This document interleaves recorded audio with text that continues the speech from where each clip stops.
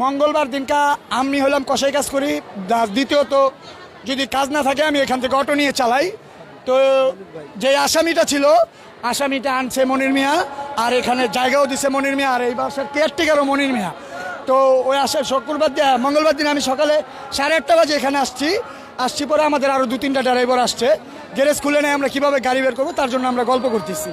তো যেই পিচাসটা যে মার্ডার করছে ওরে দেখলাম এই বাসা থেকে এই গ্যারেজে দৌড়াদৌড়ি করতেছে বারবার। কেন দৌড়াদৌড়ি করতেছে? ওর গ্যারেজও দৌড়াইতেই পারে, স্বাভাবিক।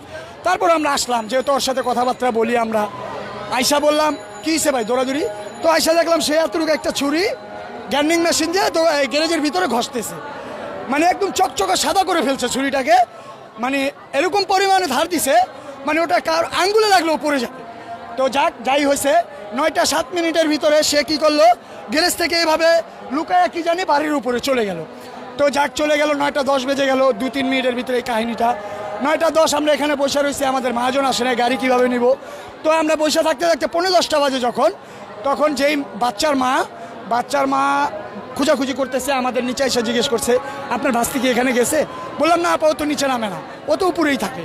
তো যেই জায়গায় মার্ডার করা হয়েছে বাচ্চাটাকে, পাশের ফ্লাইটে, ওই ফ্লাইটে বাচ্চাটাকে যখন না হয়েছে তখন একটা জুতা ভুলবশত আমাদের রিজিক, ওই বাচ্চাটার লাশ ছিল বিদায়, আমরা তার মা বাবা ছিলাম বিদায়, মানে হক হালালি, তার জন্য আমরা ওই জুতাটা মানে আল্লাহর উসিলায় বাইরে পড়ে গেছে।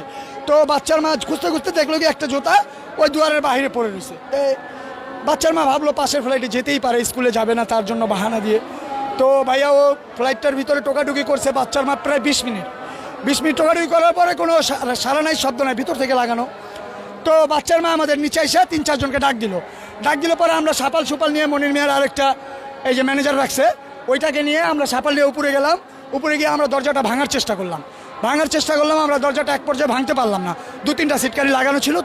তো আমরা যতটুকু হোক এখানে একটা বগলা করার পরে আমরা যখন ভিতর দিকে এক এক করে তাকালাম তখন শুধু রক্ত আর পানিগুলো ভাসতেছিল, মানে এই ডাইনিং রুমের ভিতরে, মানে কল সব ছাইড়ে দিছিল। তো মানে রক্তর কোনো চিহ্ন রাখার মানে চিন্তাভাবনা ছিল না। তো লাস্টে আমরা যখন ঢুকলাম দরজাটা খোলার পরে, তারও 7-8 মিনিট পরে খুলছে, আমরা ওখান থেকে গ্যান্ডিংয়ের আওয়াজ পেয়েছি রুমের ভিতর থেকে। গ্যান্ডিংয়ের আওয়াজটা এই কারণেই পেয়েছি, রুমের ভিতর অন্য কোনো কাজ হয় নাই, হয়েছে শুধু গ্রিলটা কেটে আসামিটা পলায় যাবে, তারপরে আসামির স্ত্রী গেটটা খুলবে, এই হিসেবে তাদের পরিকল্পনা। আর তাদের দ্বিতীয় পরিকল্পনা ছিল গ্যারেজ থেকে তারা ব্যাটারির বাক্স নিয়ে গেছে 4টা। ব্যাটারির বাক্সতে আমাদের বাচ্চা তো ছোট, আমাদের 8 বছরের 7 বছরের রাইসা কত বড় হতে পারে, ছোট একটা বাচ্চা, তারে যদি 3 পিস করে ওই 3টা বাক্সর ভিতরে ভরে নিতে পারবে। সে কি করছে, আমাদের বাচ্চার মাথাটা এই সমানে কেটে পানির ভিতরে